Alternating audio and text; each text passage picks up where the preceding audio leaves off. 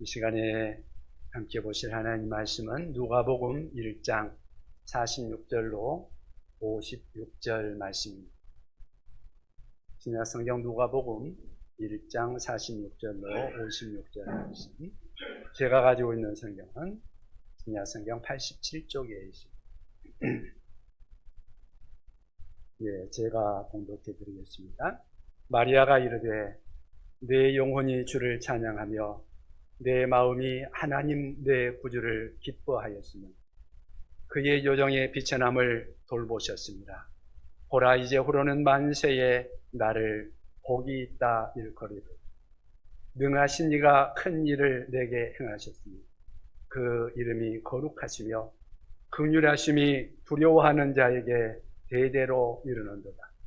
그의 팔로 힘을 보이사 마음의 생각이 교만한 자들을 흩으셨고 권세 있는 자를 그 위에서 내리치셨으며 비천한 자를 높이셨고 줄이는 자를 좋은 곳으로 배불리셨으며 부자는 빈손으로 보내셨고 그 종 이스라엘을 도우사 긍휼히 여기시고 기억하시되 우리 조상에게 말씀하신 것과 같이 아브라함과 그 자손에게 영원히 하시리로다 하니라. 마리아가 석 달쯤 함께 있다가 집으로 돌아갑니다. 아멘. 오늘은 누가복음 1장 46절로 56절 말씀을 중심으로 해서 마리아의 찬양이라는 제목으로 함께 주의 말씀을 나누고자 합니다. 성탄절 며칠 앞두고 있는데요. 이 성탄절에 우리 예수님을 우리가 다 우리의 마음에, 우리 심령에 모셔드리고 우리 주님과 함께하는 그런 기쁨의 성탄이 되기를 바랍니다. 사람들은 누구나 행복하기를 원합니다. 그리고 그것을 얻기 위해서 여러 가지를 추구하죠. 행복한 삶을 살아가기 위해서 삶의 지혜를 추구하기도 하고 물질을 추구하기도 하고 권력을 추구하기도 합니다. 그런데 기독교가 전하는 복음은 거기에 진정한 구원이 있지 않다 그렇게 말씀합니다. 오늘 마리아의 찬양을 통해서 이 사실을 좀 더 살펴보기를 원합니다. 하나님께서는 마리아 찬양을 통해서 우리에게 무엇을 말씀하십니까? 첫 번째는 지혜의 추구가 인간을 구원할 수 없다는 것입니다. 지혜를 추구하는 것이 인간을 구원할 수 없다. 우리 51절을 뭐라고 말씀하시는지 다 같이 한번 읽어볼까요? 51절 같이 읽습니다. 그의 팔로 힘을 보이사 마음의 생각이 교만한 자를 흩으셨고. 아멘. 여기에 보면 마음의 생각이라는 단어가 나오고 있죠. 사람들이 그 마음의 생각을 통해서 무엇인가를 쟁취하고 소유하려는 그러한 노력, 구원의 노력을 우리 하나님께서는 헛되다 그렇게 하십니다. 그렇다고 해서 지혜와 지식이 쓸데없다거나 그것을 얻기 위해서 공부도 할 필요 없다, 물론 그런 말은 아닙니다. 우리 기독교가 반지성주의는 아니죠. 기독교는 지식을 외면하거나 반대하거나 그렇지 않습니다. 기독교는 지식을 반대하지 않습니다. 오히려 성경은 하나님이 지식의 근본이요 지혜의 근본이라고 말씀합니다. 구약 성경에서 잠언 같은 책은 그 책 한 권 전체가 지혜의 중요성을, 지식의 중요성을 예찬하고 있습니다. 그리고 기독교 신앙이 전파되는 곳에는 언제나 인간의 지성이 눈을 뜨고 지식이 개발되는 역사가 꼭 만들어져 왔습니다. 그럼에도 불구하고 성경은 인간의 지식의 추구만으로 사람은 행복하거나 결코 구원을 이룰 수 없다고 말하고 있습니다. 인간적인 지식만의 추구, 하나님을 떠난 지혜의 추구, 그것만으로 결코 인간이 행복하거나 구원할 수 없다. 그것이 바로 오늘 마리아 찬양을 통해서 우리에게 이야기해주고 있는 것입니다. 옛날 우리나라에 이런 얘기가 있습니다.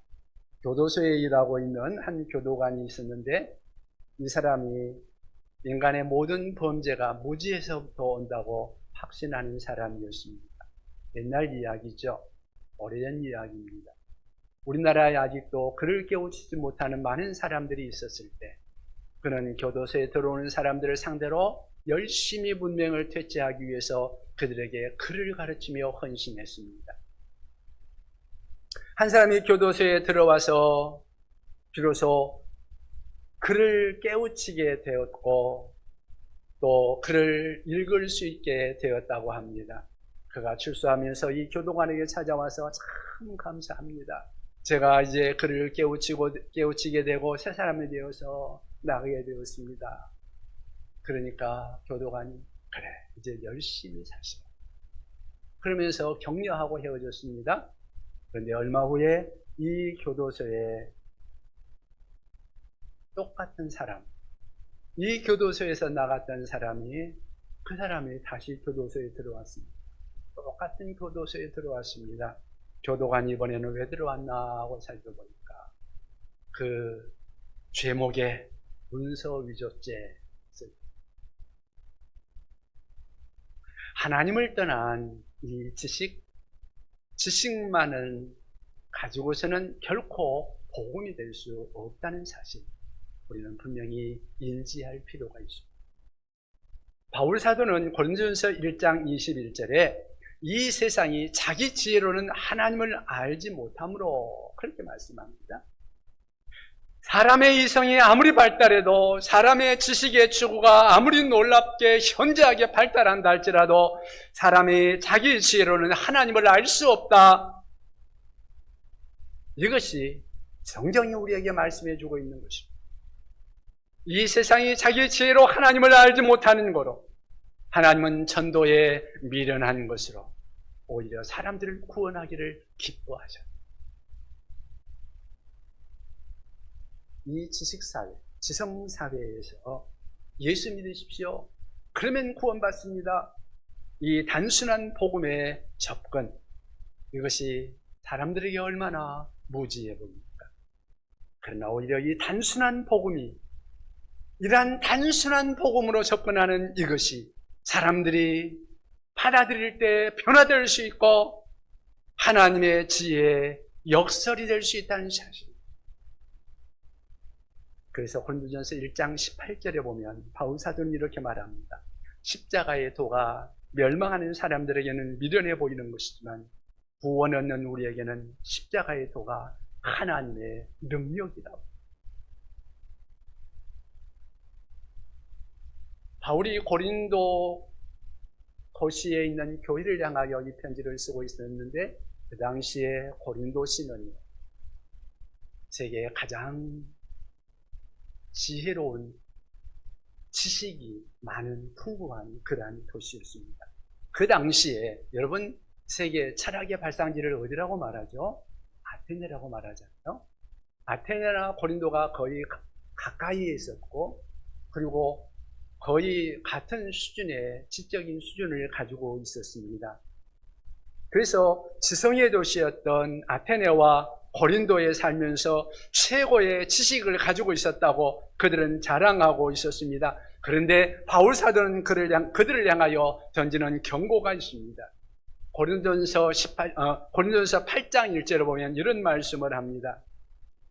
지식은 교만하게 할 뿐이라고요. 하나님을 떠난 지식, 그리고 하나님에 의해서 인도되지 못하는 지식, 그리고 성령에 의해서 인도되지 못한 지식은 인생을 교만하게 할 뿐이라고 분명하게 말씀하고 있습니다. 오늘 마리아는 말하기를 하나님은 이렇게 마음의 생각이 교만한 사람들을 오히려 흐트러 놓으신다고 찬양하고 있습니다. 여러분 마리아의 선택에 나타난 하나님의 신비를 생각해 보십시오. 지식이 행복의 길이라면, 지식이 구원의 길이라면 하나님이 저 시골 촌구석에 나사렛이라는 그 동네,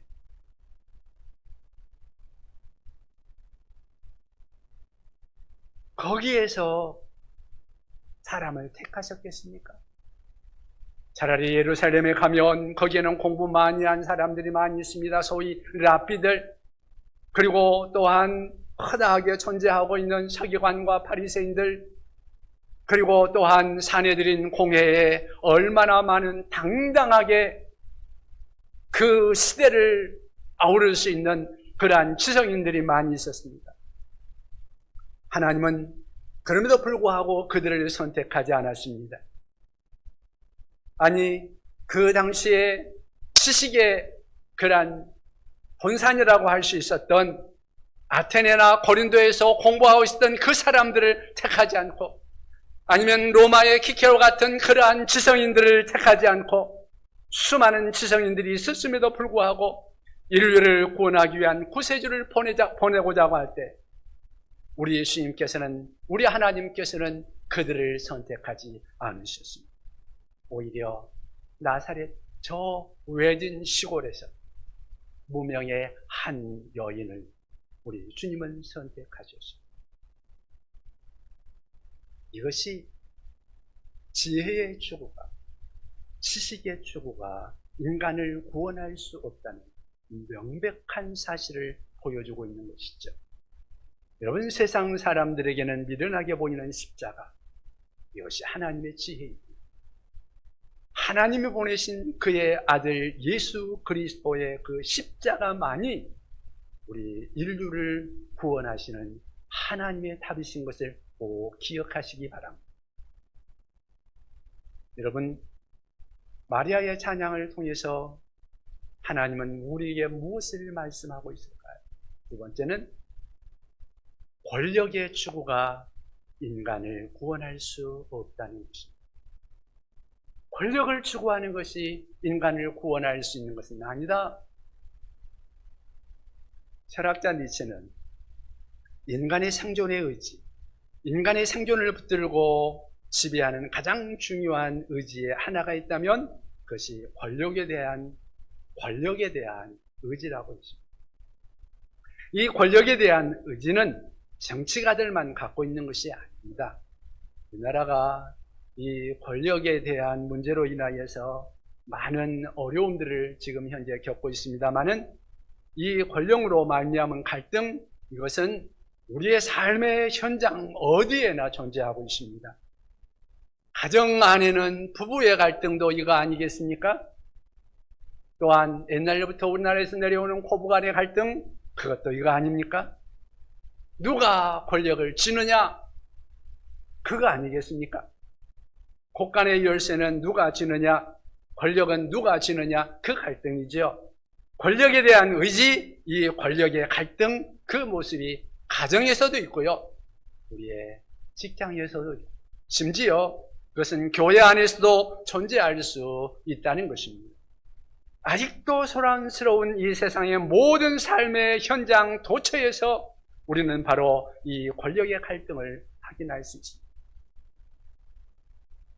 시지프스의 신화에 보면 한 사람이 권력의 정상을 향해서 끊임없이 돌을 굴려올립니다. 돌은 정상에 머물지 못하고 계속해서 굴러 내려옵니다. 그러나 그 도달할 수 없는 정상을 향해서 끊임없이 돌을 굴러 올리고 있는 이 시지프스의 처량한 모습, 이것이 바로 권력을 포기하지 못하는 인간의 모습을 보여준다고 할 수 있습니다.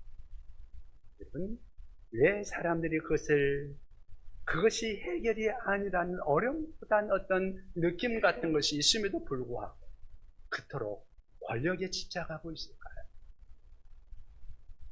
그것은 권력이 행복을 줄 수 있다고 생각하기 때문 아닐까요? 이 권력으로 못할 일이 없다고 하는 생각 때문이죠. 이것만 있으면 어떤 일이고 할 수 있다는 그런 착각 때문이죠. 그러나 분명히 기억하시기 바랍니다. 권력으로 결코 못할 것이 두 가지가 있는데요. 첫째로, 권력으로 우리는 행복을 살 수 없습니다. 또 하나, 권력으로 우리는 우리의 구원의 문제를 해결할 수 없습니다. 마리아는 자기 자신을 가리켜서 하나님 앞에 비천한 자라고 노래하고 있죠. 그럼에도 불구하고 그는 자기를 선택하신 하나님의 신비를 찬양하면서 이렇게 노래합니다. 52절을 다시 한번 볼까요? 52절을 같이 읽겠습니다. 권세 있는 자를 그 위에서 내리치셨으며 비천한 자를 높이셨고. 아멘. 이 비천한 자라고 했을 때 마리아는 아마 자기를 생각하고 이 말을 하고 있을 겁니다. 왜냐하면 48절에 보면 마리아가 자신을 어떻게 표현하고 있어요? 그의 여종의 비천함을 돌보셨습니다. 하나님 어째서 이 비천한 나를 선택하셨습니까? 하는 거죠.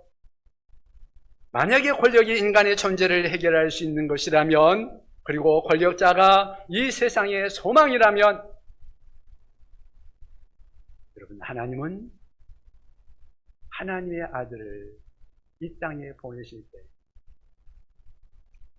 마리아를, 시골에 있는 비천한 그 여종 마리아를 통해서 이 땅에 보낼 것이 아니라 당시의 세계를 지배하고 있었던 로마의 황제를 통해서 오셔야 하지 않을까요?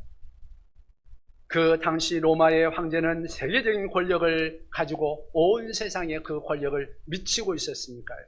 그러나 하나님은 로마의 황실을 중목하지 않았습니다.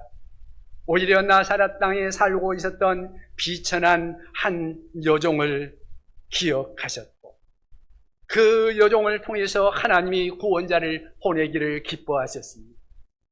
하나님의 놀라우신 작정의 신비, 이 신비의 선택을 우리는 어떻게 설명할 수 있을까? 그 배경에는 다시 말씀을 우리 읽어볼 수 있으면 좋겠습니다. 권세 있는 자들을 오히려 그 위에서 내리치시고 비천한 자들을 높이시는 하나님, 그리고 나를 쓰시는 하나님, 나같이 비천한 소녀를 쓰셔서 하나님의 구원의 섭리의 경륜을 이루기 위해서 역사하고 계시는 그러한 놀라운 주님, 마리아는 그 주님을 찬양하고 있습니다. 그럼에도 불구하고 사람들은 아직도 권력에 대한 커다란 그러한 욕망, 그것을 미련을 버리지 못합니다. 권력을 가지면 무엇이든지 해낼 수 있다고 하는 그 착각, 그것을 버리지 못합니다. 심지어 우리 그리스도인들도 마찬가지죠. 여러분, 선교 역사를 보면은요, 복음이 전파될 때에, 복음이 한 나라, 한 사회에 전파될 때에 보통의 경우, 대부분의 경우 그 복음은 그 사회 계층의 가장 밑바닥에 있는 사람들에게 복음이 전파되기 시작했습니다. 우리나라도 마찬가지였죠.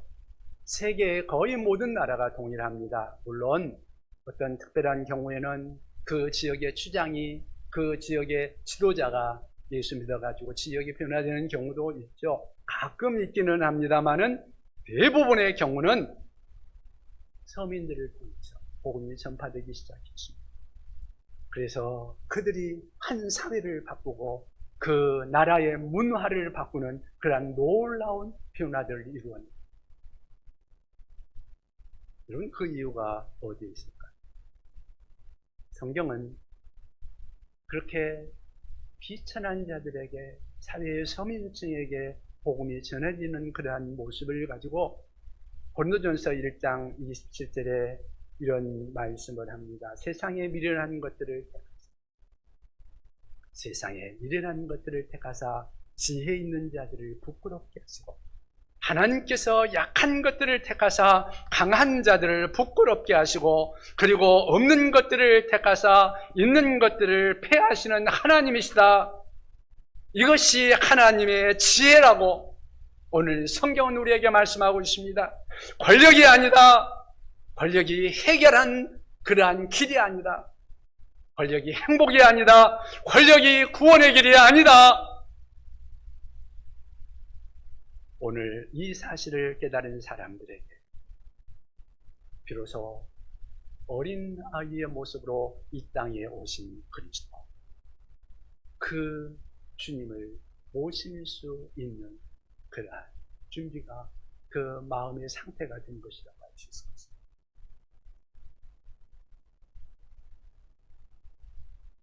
권력이 아니라 권력에서 답을 찾는 것은 우리 주님에게서 그 답을 찾는 사람. 이 땅에 오신 예수 그리스도는 비로소 복음이 될 수 있을 것입니다.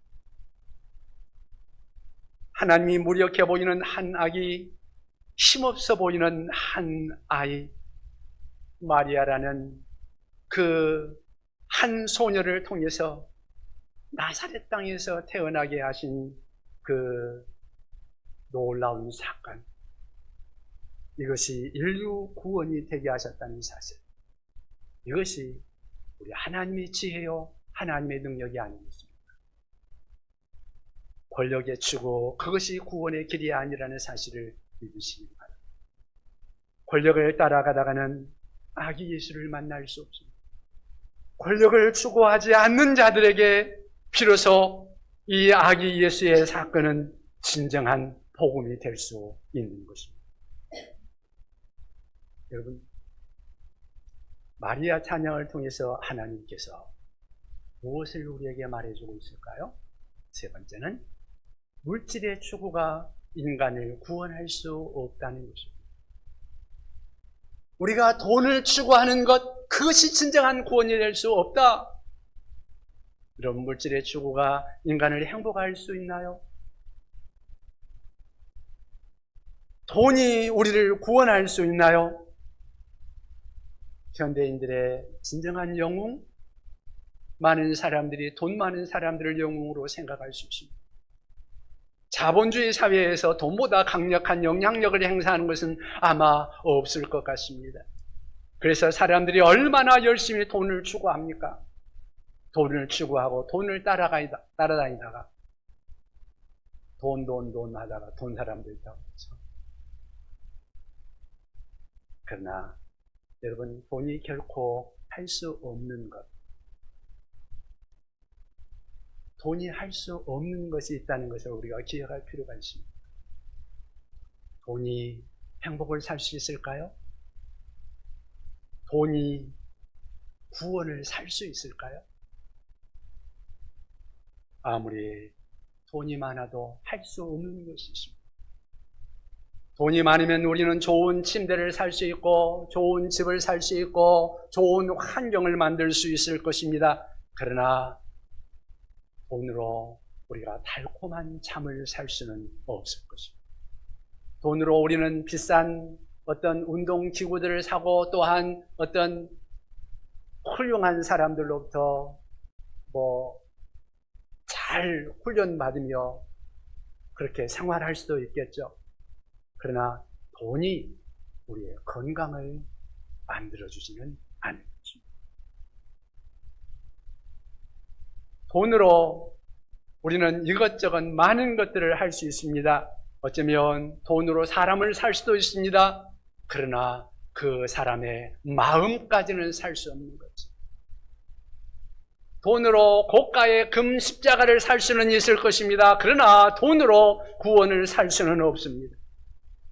오히려 때때로 자주 물질은, 그리고 그 물질에 대한 탐심은 구원받는 길에 커다란 장애 요소로 작용해서 우리를 방해할 수 있다는 거죠.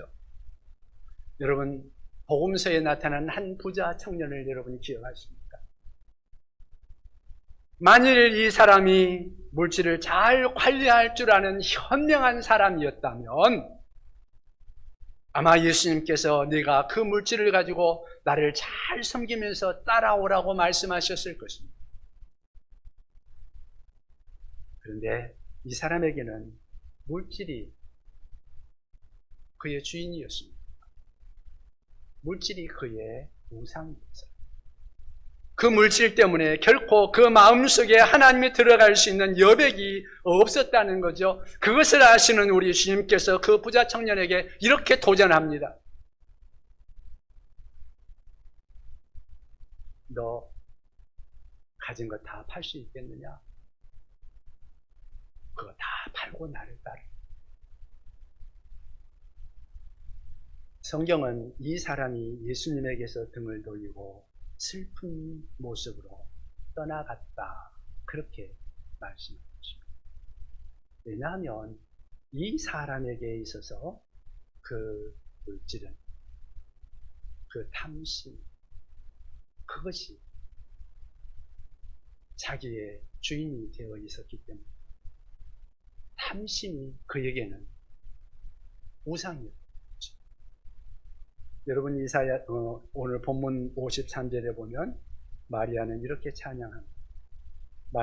마리아가 찬양한 53절을 우리 같이 한번 읽어보면 좋겠습니다. 53절 같이 읽습니다. 줄이는 자를 좋은 곳으로 배부르셨으며 부자는 빈손으로 보내셨다. 아멘. 줄이는 자가 오히려 좋은 것으로 체험을 받을 수 있지만 가진 자가 가진 것 때문에 하나님을 소유할 수 없는 이 비극. 그래서 그 부자는 빈손으로 갈 수밖에 없었다. 그는 많은 것을 소유하고 있다고 생각했지만 가장 중요한 것을 갖지 못했다. 행복을 갖기를 원하는데 행복을 갖지 못하고, 구원을 갖기를 원했지만 구원을 가질 수 없었던 것이죠. 그는 빈손으로 세상을 떠날 수밖에 없었다. 여러분 오해하지 마십시오. 성경은 물질 그 자체를 악으로 정죄하지 않습니다. 돈이 악이라고 말한 적이 없습니다. 그 자체가, 돈 자체가 악이라고 말하지 않아요. 언제 돈이 악이 될 수 있는가? 사실 성경은 돈을 사랑하는 것이 일만 악의 뿐이라고 말합니다. 일만 악의 뿌리라고 말하고 있습니다. 근데 돈 자체가 악이라고는 말하지 않습니다. 돈이 악이 될 수 있는 그때가 어떤 때냐? 내가 돈을 사용하는 것이 아니라 돈이 나를 지배하기 시작할 때, 그때부터 돈이 우상입니다. 그러니까 바꿔서 말하면 꼭 돈이 많은 사람만이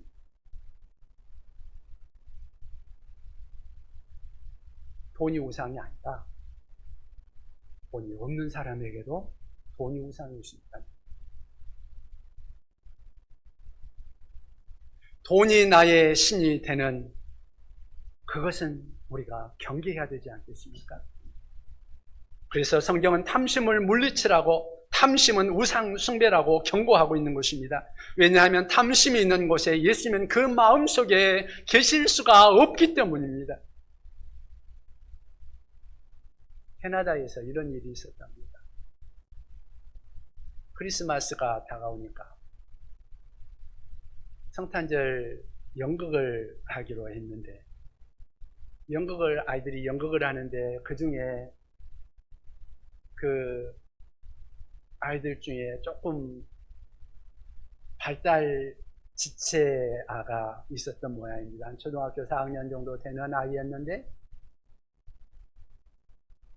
좀 부족한 아이인데 선곡을 하는데 자기도 꼭 하고 싶은 거예요. 그래서 나중에 묻게 하게 해달라고.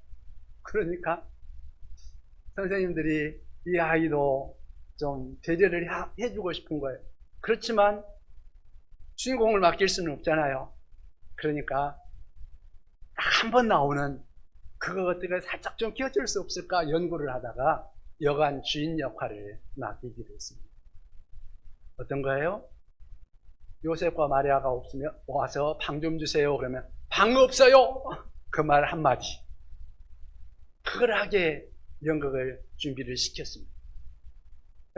말도 분명하지 않으니까 이 아이의 발음도 교정해주고 또 언제 어떻게 해야 될지 자세하게 잘 지도를 해줬습니다. 소상하게 잘 지도를 해서 마리아와 요셉이 오면 방 없어요 라고 말하는 것을 하게 했습니다. 그리고는 연극이 시작되었습니다. 연극을 지도했던 선생님들은 조마조마해가지고 그냥 내가 어떻게 하나 하면서 지켜봤을 거 아니에요. 그런데 드디어 마리아와 요셉이 여관 앞에 도착합니다. 그리고 여관 문을 두드립니다. 그러니까 주인이 나왔습니다. 그때 그 여관 주인이 방 없어요 하고 또박또박 말을 했습니다. 그러니까 요셉이 사정을 합니다. 지금 이 춥고 어두워지는데 지금 곧 아이를 낳을 것 같은데 좀 어떻게 안 되겠습니까? 사정을 합니다. 방이 없다 그러는데도 계속 사정을 하면서 좀 어떻게 안 될까요? 계속 그러다 보니까 이 랄프라는 이 아이가 사정이 너무 딱하게 생겼으니까 갑자기 눈물이 반갑다고 말하고는 눈물이 꿀떡꿀떡꿀떡꿀떡해지다가는 내 방 오세요 그러더랍니다. 방 없다고 해야 되는데 내 방 오세요.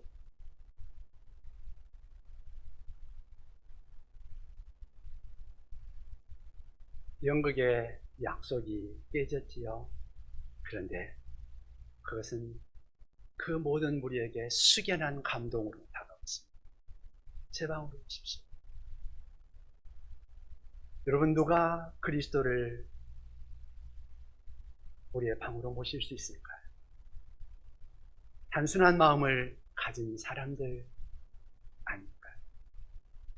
가난한 마음을 가진 사람들의 마음 속에 하나님의 아들 예수 그리스도, 그분은 지금도 그 마음 속에 오실 수 있다고 생각합니다.